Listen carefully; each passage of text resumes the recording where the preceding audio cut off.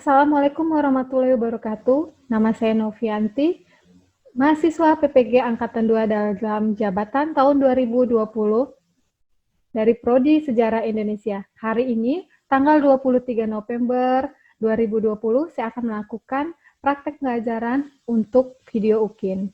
Berikut adalah nomor peserta saya.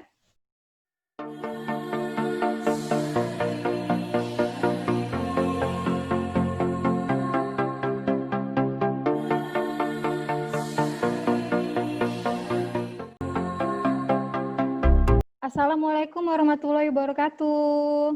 Waalaikumsalam warahmatullahi wabarakatuh. Selamat pagi anak-anak 11 IPS 1. Pagi, Bu. Pagi, Bu. Pagi, Bu. Jangan lupa mengisi daftar presensi kehadiran di Google Classroom ya. Sudah pada ngisi belum? Sudah, Bu. Sudah, baik. Ibu akan mengecek dulu presensi kehadiran kalian.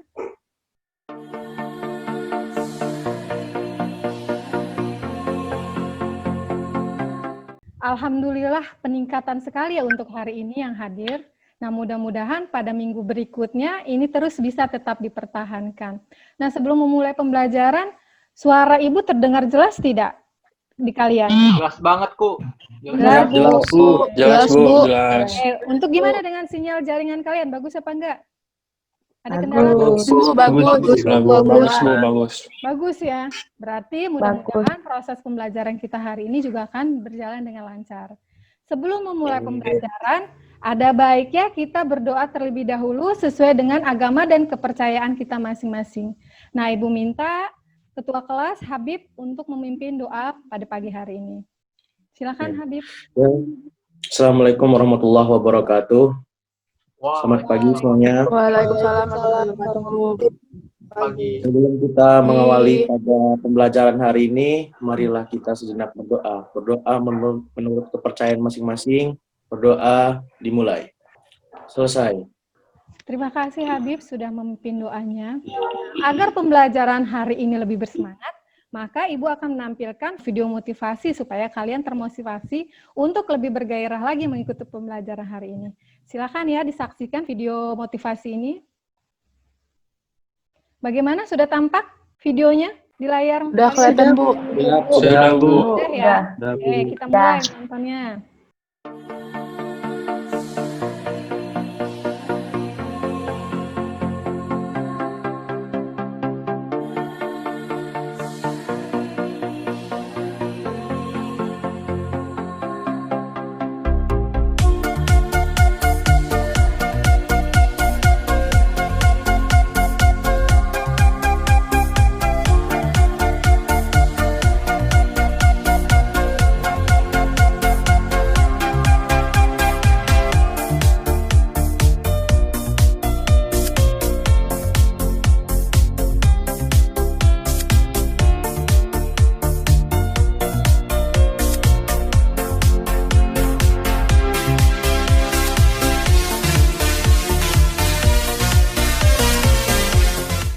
Oke, terima kasih sudah menyaksikan video motivasi tadi.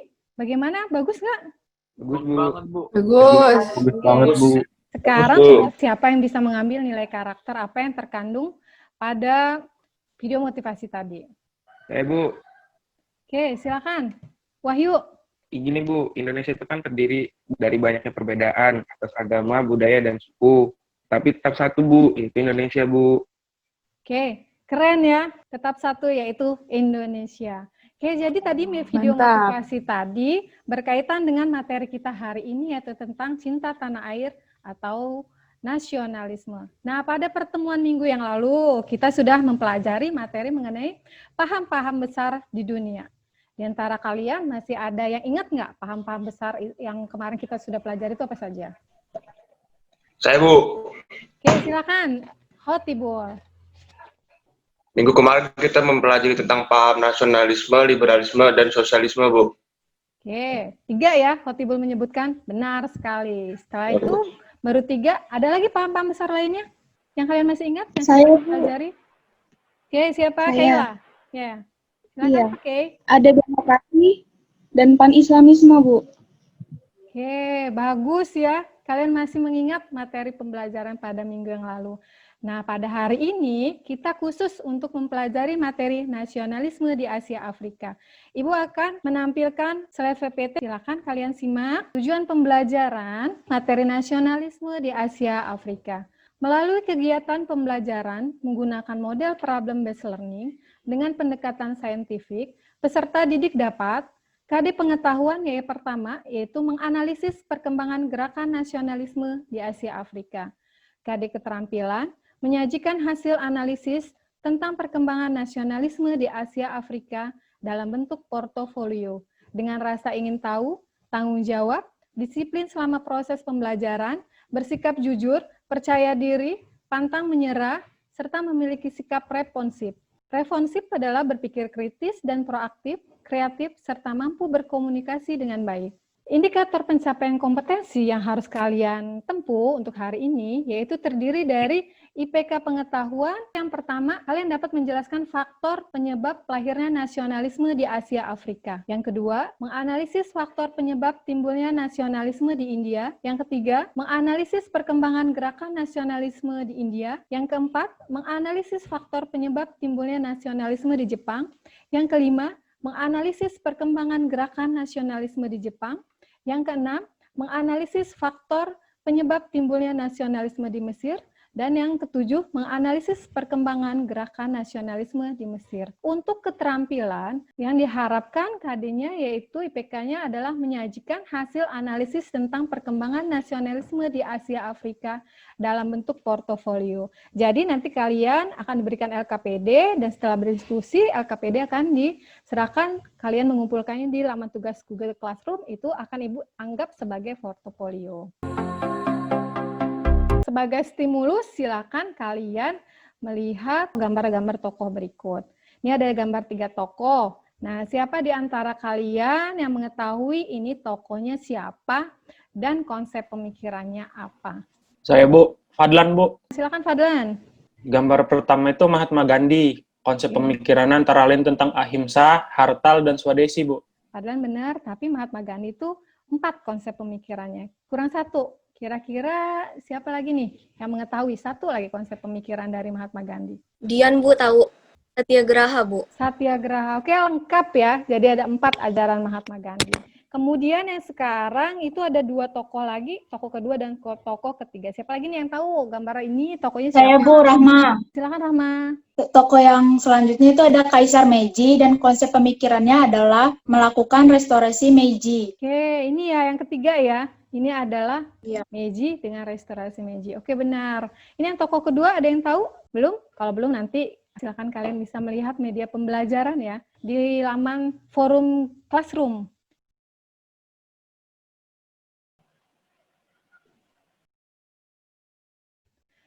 Silakan kalian menyimak media pembelajaran materi mengenai nasionalisme di Asia Afrika.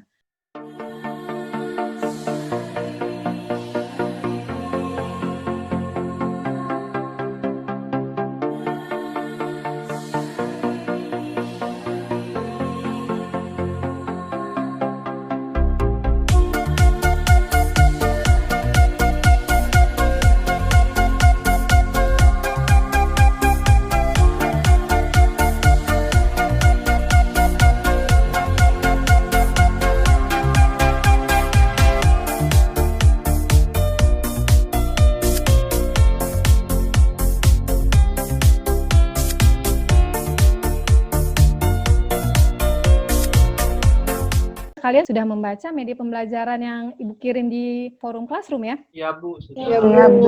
Oke. Sudah. Sudah, Bu. Apabila ada materi yang belum kalian pahami, silakan boleh mengajukan pertanyaan. Saya, Bu, Andini. Andini, kayak apa Andini pertanyaannya? Ibu, bagaimana sebenarnya perkembangan nasionalisme di India, Bu? Bagaimana sebenarnya perkembangan nasionalisme di India? Oke, Bu. ada lagi pertanyaan berikutnya? Saya, Bu, Kesa.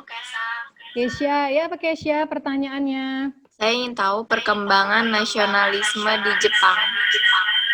Oke, perkembangan nasionalisme di Jepang. Oke, pertanyaan kedua. Kemudian ada lagi? Saya Bu Arsela. Silakan Arsela, pertanyaan apa? Bagaimana perkembangan nasionalisme di Mesir, Bu? Bagaimana perkembangan nasionalisme di Mesir? Di Mesir. Oke. Jadi ada 3 pertanyaan ya. Yang pertama dari Andini. Kemudian yang kedua pertanyaan dari Kesya. Dan yang ketiga pertanyaan dari Arsela. Pertanyaan Kesya, udah Ibu catat. Pertanyaan Andini, bagaimana perkembangan gerakan nasionalisme di India? Kemudian yang kedua, gerakan nasionalisme di Jepang dari Kesya. Dan pertanyaan Iya, Bu. ketiga, perkembangan gerakan nasionalisme di Mesir. Iya, Bu. Dari Arsela. Untuk menjawab 3 pertanyaan ini, maka Ibu akan membagi kelas ini menjadi 3 kelompok. Kelompok pertama, kelompok pertama Revalino dan kawan-kawan. Kemudian kelompok kedua, kelompoknya Gusti. Kemudian kelompok ketiga, kelompok Salma. Kemarin Ibu sudah membagi 3 kelompok. Untuk kelompok pertama, tugasnya adalah untuk menganalisis perkembangan gerakan nasionalisme di India. Kemudian kelompok kedua membahas mengenai perkembangan gerakan nasionalisme di Jepang. Kemudian yang kelompok ketiga, perkembangan gerakan nasionalisme di Mesir. Sudah dicatat masing-masing kelompoknya? Sudah, Bu. Kalau sudah, kalian bisa membaca materi mengenai nasionalisme di Asia Afrika di Google Classroom. Ibu sudah mengirimkan bahan ajar mengenai materi nasionalisme di Asia Afrika. Oke, ini bahan ajar UKBM yang Ibu kirimkan di forum Classroom. Nah, ini bahan ajarnya. Kalian bisa membaca bahan ajar ini mengenai nasionalisme di Asia Afrika.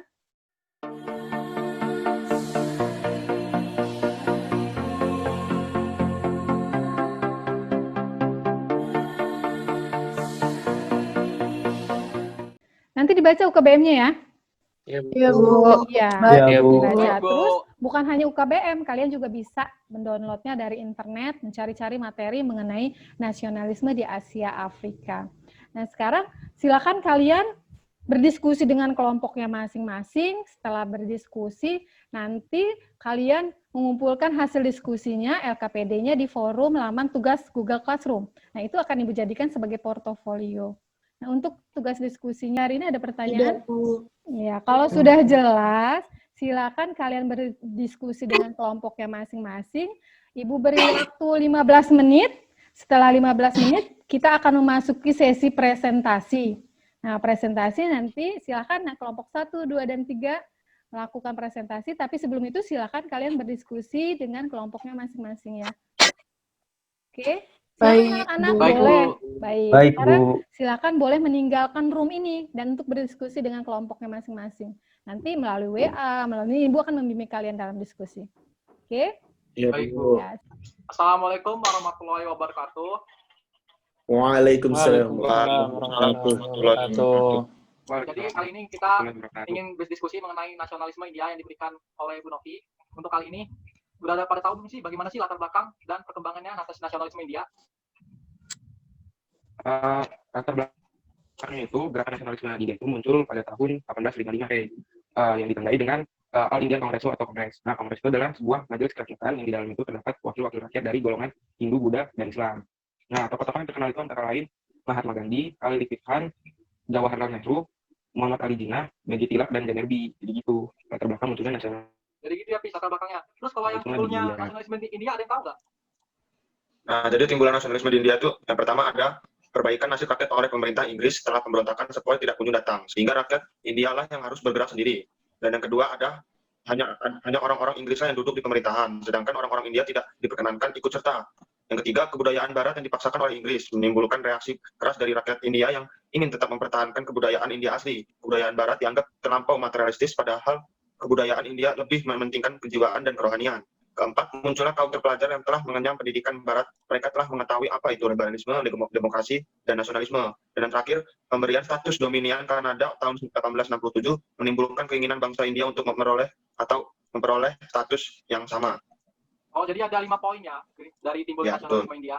Nah, kita udah tetapin gitu latar belakang sama timbulnya nasionalisme India. Perlu nggak sih macam-macam gerakan nasionalisme India? Nah, jadi macam-macam gerakan nasionalisme di India itu ada 5. Yang pertama Brahma Samad, yang kedua Ramakrishna, dan yang ketiga Santi Nikan. Yang terakhir itu Kongres 1885 atau All Indian National Congress. Assalamualaikum kelompok 2. Waalaikumsalam, Ibu. Kelompok 2 mau membahas materi apa nih? Nasionalisme di Jepang. Nasionalisme di Jepang. Kira-kira apa aja nanti yang mau dibahas untuk presentasi? Ini apa latar belakangnya, terus sama pengaruhnya di bidang ekonomi, politik, sama pendidikan. Oke. Nanti silakan kalian bahas dengan anggota kelompoknya. Silakan Ibu membimbing kalian ya. Silakan Ya, Bu. kalian berdiskusi. Oke. Iya, Bu. Sudah dapat materi-materinya? Sudah, Bu. Sudah. Ya, jangan lupa baca UKBM, kan? Kemudian boleh juga tambahannya di internet ya. Iya, Bu. Kamu dibahas apa aja nih mengenai perkembangan nasionalisme di Mesir? Ya, nasionalisme Mesir. Lalu yang kedua itu sebab-sebabnya. Munculnya? Sebab-sebab munculnya Nasionalisme di Mesir. munculnya revolusi Mesir, nasionalisme Mesir.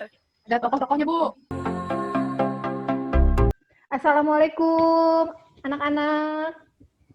Waalaikumsalam warahmatullahi wabarakatuh, Bu. Sudah selesai berdiskusi kelompok ya?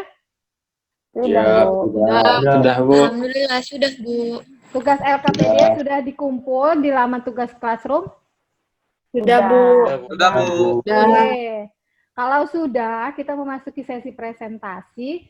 Silakan kelompok yang pertama, kelompoknya Revalino dan kawan-kawan ya. Iya, Bu, tentang nasionalisme India. Oke, silakan. Yang lain, kelompok lain silakan menyimak ya diskusi dari kelompok pertama.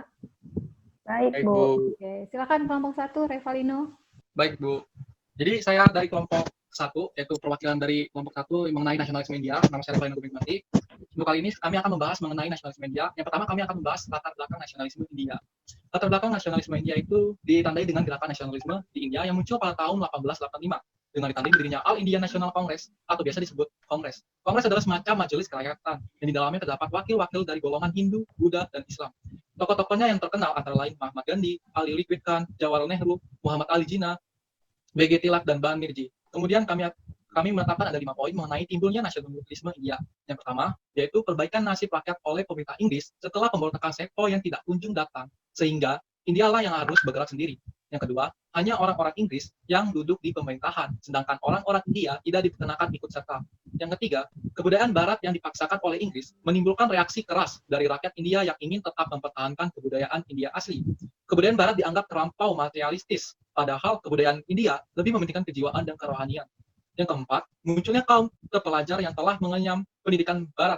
Mereka telah mengetahui apa itu liberalisme, demokrasi, dan nasionalisme. Yang terakhir ada pemberian status dominan Kanada pada tahun 1867 yang menimbulkan keinginan bangsa India untuk memperoleh status yang sama. Kemudian kami juga telah menetapkan macam-macam gerakan nasionalisme India. Ada 4 poin untuk macam-macam gerakan nasionalisme India tersebut. Yang pertama, ada Brahmat Sambat. Gerakan ini bertujuan untuk membersihkan kepercayaan umat Hindu dari hal-hal yang mengotori agama dan memberantas keburukan yang ada dalam masyarakat Hindu. Misalnya, upacara sati harus dihapus sebab dianggap sebagai pembunuhan. Di samping itu, Brahma Samad melarang adanya perkawinan di bawah umur dan poligami. Tokoh gerakan ini adalah Lain Mohan Roy. Yang kedua, ada Rama Krishna. Rama Krishna adalah aliran yang menghendaki kembalinya ajaran agama Hindu yang murni. Tokohnya adalah Swami Vivekananda. Yang ketiga ada Senti Niketan. Gerakan ini bertujuan untuk menanamkan rasa cinta tanah air, cinta tanah bangsa, dan cinta kebudayaan India. Tokohnya adalah Rabindranath Tagore. Yang terakhir ada Kongres atau Kongres All Indian National pada tahun 1885. Kongres pada dasarnya merupakan majelis rakyat di mana duduk para wakil rakyat India dan berbagai golongan yang berjuang untuk mendapatkan kemerdekaan India lepas dari belenggu penjajahan Inggris. Dan ini merupakan salah satu perkembangan dari nasionalisme India, yang dimana perkembangan nasionalisme India ditandai dengan pemberontakan Sepoy. Pemberontakan Sepoy ini sampai awal abad ke-19, sebagian besar wilayah India telah jatuh ke tangan Inggris, yang dimana Inggris melakukan eksploitasi yang menimbulkan kesengsaraan dan kebencian rakyat India terhadap Inggris, yang diprakarsai oleh para prajurit India yang masuk dinas militer Inggris atau tentara Sepoy. Dan kemudian dari pemberontakan ini, meletuslah suatu pemberontakan yang kita kenal sebagai pemberontakan Sepoy yang ada di India. Nah, setelah kami pikir-pikir, kami akan menambahkan salah satu tokoh yang sangat penting untuk dalam perannya mengenai nasionalisme India, yaitu Mahatma Gandhi. Mahatma Gandhi yang ditetapkan sebagai Bapak Kemerdekaan India, dilahirkan pada tahun 1869, yang bertepatan di Gujarat dengan nama kecilnya Mohandas Karaman Gandhi. Sebagai tokoh Kongres, beliau menjiwai perjuangan Kongres dengan ajaran-ajaran sebagai berikut. Yang pertama, ahimsa, artinya melawan musuh tanpa kekerasan fisik. Yang kedua, artinya pemogokan, tidak melakukan pekerjaan sebagai protes terhadap peraturan yang tidak adil atau tanda berkabung untuk memperingati kejadian yang menyedihkan. Yang ketiga, satyagraha. Satyagraha ini berarti tetap setia kepada kebenaran dan menolak bekerjasama dengan Inggris. Karena Inggris salah satu yang menyebabkan di India untuk menetapkan salah satu ajaran kebenaran. Jadi Satyagraha ini berarti non-comparison, yaitu dia tidak mau bergabung kepada Inggris. Yang keempat, Swadesi, artinya hidup dengan usaha sendiri. Gerakan ini menganjurkan agar bangsa India dapat memenuhi kebutuhan hidupnya dari hasil usahanya sendiri, yaitu melalui senjata ini tampak adanya pemboikotan terhadap barang-barang buatan Inggris dan ditekankan pada penggunaan barang-barang buatan sendiri. Yang terakhir ada Suraji, yaitu gerakan untuk membentuk pemerintahan sendiri. Sekian dari kelompok saya. Bila ada salah kata, saya mohon maaf. Saya akhiri. Wassalamualaikum warahmatullahi wabarakatuh. Waalaikumsalam warahmatullahi wabarakatuh. Kemudian kita lanjut kelompok 2. Silakan Citra. Saya Citra akan membacakan tentang latar belakang nasionalisme di Jepang. Jadi yang pertama itu adalah dibukanya politik isolasi Jepang oleh Amerika di bawah Commodore Matthew Perry, sehingga memaksa Jepang untuk menandatangani perjanjian Shimoda, yang pada akhirnya pelabuhan Jepang terbuka untuk bangsa asing. Selanjutnya akan dibacakan oleh Gusti. Ya, terima kasih Citra. Saya Gusti selanjutnya akan menjelaskan. Oke, perkembangan nasionalisme di Jepang dimulai dengan adanya restorasi di beberapa bidang, seperti di pemerintahan, ekonomi, pendidikan, dan kemiliteran. Yang pertama dalam bidang pemerintahan, menyusun undang-undang dasar mencontoh Jerman. Dan yang kedua, menganut pemerintahan parlementer. Kaisar sebagai kepala negara dan kepala pemerintahan adalah Perdana Menteri. Untuk bidang pendidikan akan dijelaskan oleh Iqbal. Dipersilakan Iqbal. Terima kasih atas kesempatannya. Saya Iqbal yang akan melanjutkan menjelaskannya. Jadi dalam bidang pendidikan itu, pendidikan serta kemiliteran Jepang itu mengadopsi pendidikan Jerman, seperti menerapkan wajib belajar dan wajib militer. Nah, lalu untuk angkatan darat Jepang juga itu meniru model negara Jerman. Nah, sedangkan untuk angkatan lautnya itu meniru model negara Inggris. Sekian dari saya, terima kasih. Sekarang kita lanjut ke kelompok 3. Sebelumnya, perkenalkan nama saya Salma Sagina. Saya perwakilan dari kelompok 3. Materi saya mengenai nasionalisme di Mesir. Jadi latar belakang yang pertama yaitu poin yang pertama yaitu tentang krisis keuangan Mesir. Jadi sejak dibukanya terusan Suez pada tahun 1869, itu negara-negara Barat terutama Inggris dan Prancis saling berlomba memperebutkan pengaruhnya di Mesir. Nah, saat itu juga Khadif Ismail itu membutuhkan uang sehubungan dengan krisisnya keuangan Mesir. Lalu Khadif Ismail ini menjual sebagian besar saham Mesir pada terusan Suez kepada Inggris. Nah, di samping itu Mesir juga meminjam uang dari Inggris dan Prancis. Karena hal tersebut, Mesir tidak bisa membayar hutang-hutangnya. Maka mulai dari situ Inggris dan Prancis itu sudah ikut campur dalam pemerintahan di Mesir. Lalu karena adanya campur tangan pihak asing tersebut, itu menimbulkan kekecewaan yang kemudian muncul perlawanan rakyat. Nah, perlawanan ini disebut pemberontakan Arabi Pasha saat awal itu. Itu dimulai dari tahun 1881 hingga tahun 1882. Pada awalnya gerakan ini tuh cuman gerakan anti orang asing, tapi akhirnya menjadi gerakan untuk menuntut perubahan sistem pemerintahan. Gerakan Arabi ini juga muncul karena pengaruh Jamaluddin Al-Afghani yang ketika itu mengajar di Mesir. Tapi akhirnya perlawanan rakyat ini yang dipimpin oleh Arabi Pasha ini itu bisa ditumpas bisa diatasi lah oleh pihak asing itu, yaitu Inggris. Nah, lalu kedua itu timbulnya nasionalisme Mesir atau sebab-sebab timbulnya nasionalisme Mesir. Jadi Mesir itu kan termasuk negara Arab, sehingga bangkitnya nasionalisme Mesir itu merupakan hal yang sama dengan bangkitnya nasionalisme Arab. Jadi sebab-sebabnya itu ada satu, adanya gerakan Wahabi. Gerakan Wahabi ini semula merupakan gerakan agama yang kemudian memberontak pemerintahan Turki. Dengan demikian, secara politik membangkitkan timbulnya nasionalisme Mesir. Lalu dua, adanya pengaruh revolusi Prancis. Ketika Napoleon Bonaparte mendarat di Mesir, dia juga membawa suara revolusi Prancis yang kemudian menimbulkan paham liberal dan nasionalisme Mesir. Jadi dengan datangnya Napoleon Bonaparte di Mesir dan dia juga seperti membawa pengaruh ya, dan mengenai paham liberal dan nasionalisme. Nah, lalu tiga itu munculnya kalau kaum intelektual yang berpaham modern. Lalu keempat ada gerakan Pan-Arab. Nah, lalu selanjutnya yang saya akan jelaskan adalah tokoh nasionalisme Mesir. Jadi tokoh nasionalisme Mesir itu ada Mustafa Kamil pertama. Beliau itu merupakan tokoh yang memimpin Kongres Nasional yang diadakan pada 7 Desember 1907. Tujuannya adalah untuk pembangunan Mesir secara liberal untuk mencapai kemerdekaan penuh. Lalu tokoh kedua ada Arabi Pasha. Beliau itu merupakan tokoh yang memimpin pemberontakan dari Mesir yang menuntut agar segera diubahnya sistem pemerintahan di Mesir. Lalu tiga ada Shah Zagul Pasha. Beliau juga merupakan politikus Mesir. Dia juga pernah menjabat sebagai Perdana Menteri Mesir pada tahun 1924 dan memimpin Partai Nasionalisme pada tahun 1919, yaitu Partai WAF. Lalu ada Ahmad Fuad. Beliau juga merupakan tokoh yang menyatakan dirinya sebagai Raja Mesir pada tanggal 15 Maret 1922, walaupun pada saat itu Mesir belum merdeka. Lalu terakhir ada Gamal Abdel Nasser. Tokoh Gamal Abdel Nasser ini merupakan tokoh yang membangkitkan nasionalisme Arab dan pan-Arabisme. Beliau juga menasionalisasikan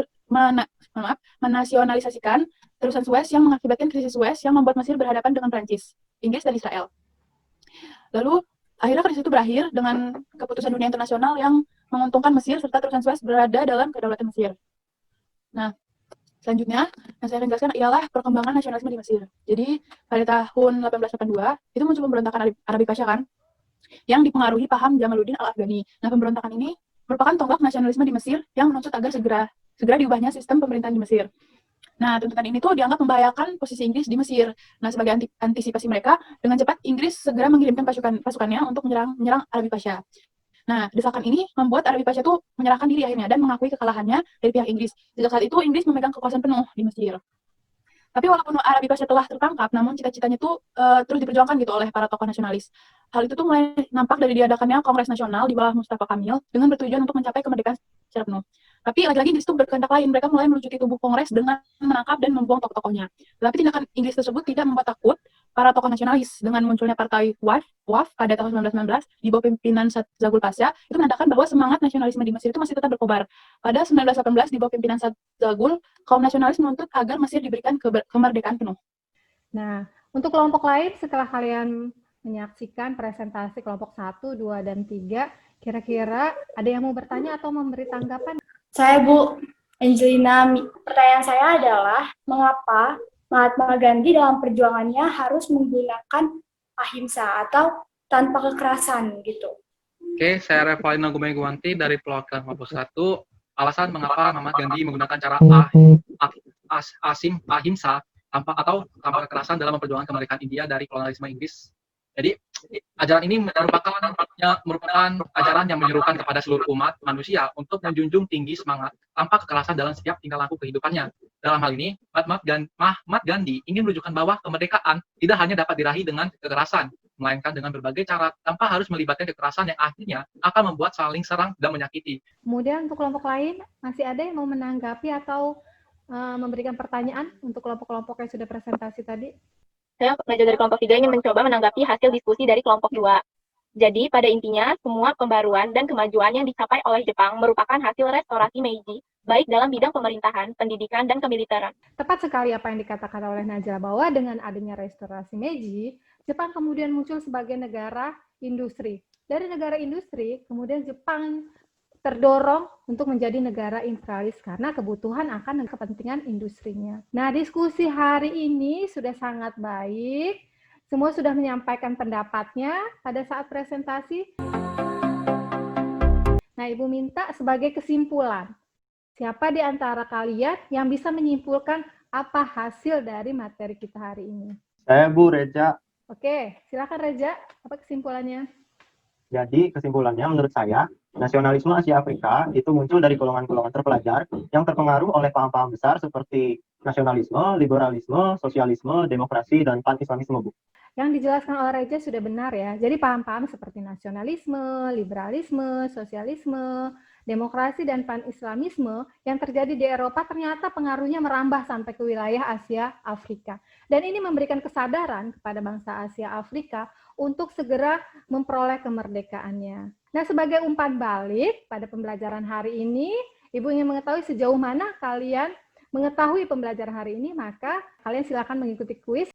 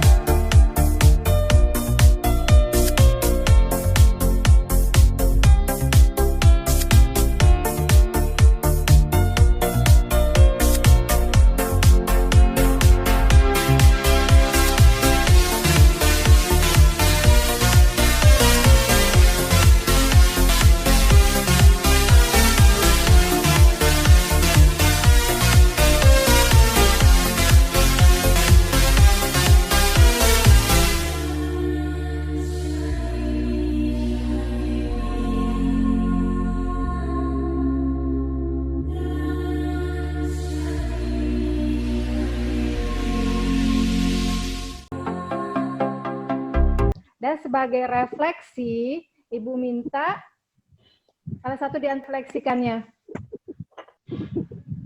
Saya Bu, Angelina. Oke, silakan Angel. Ya, jadi saya dari pembelajaran kali ini saya sudah mengerti nasionalisme Asia Afrika. Mulai dari India, Jepang, gitu Bu. Untuk materi minggu depan, yaitu tentang nasionalisme di Indonesia. Nah, sebelum menutup pembelajaran, Ibu minta kita berdoa terlebih dahulu yang akan kembali pimpin oleh Ketua kelas, yaitu Habib. Silakan Habib. Dengan berakhirnya pembelajaran pada hari ini, marilah kita tutup dengan berdoa. Berdoa menurut kepercayaan masing-masing. Berdoa dimulai. Selesai. Terima kasih anak-anak. Tetap belajar dari rumah, beraktivitas dari rumah, dan jangan kemana-mana di masa pandemi ini. Silakan kalian boleh meninggalkan room ini. Assalamualaikum warahmatullahi wabarakatuh. Waalaikumsalam warahmatullahi wabarakatuh.